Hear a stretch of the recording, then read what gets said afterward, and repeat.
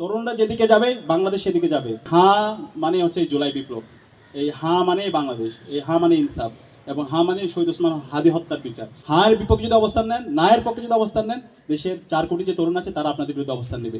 সারা দেশব্যাপী আমরা গণভোটের পক্ষে, গণভোটে হাঁকে বিজয় করার জন্য আমরা ক্যাম্পেইন শুরু করেছি, এবং এটার জন্য পুলিশ ডিবেট হবে, ডায়ালগ হবে, আমাদের পুরো শিডিউল আপনাদের কাছে জানিয়ে দেবো। বিভিন্ন অংশীজনদের সাথে আমরা বসছি, এবং এই হাঁ মানে হচ্ছে এই জুলাই বিপ্লব, এই হাঁ মানে বাংলাদেশ, এই হাঁ মানে ইনসাফ, এবং হাঁ মানে শহীদ ওসমান হাদি হত্যার বিচার।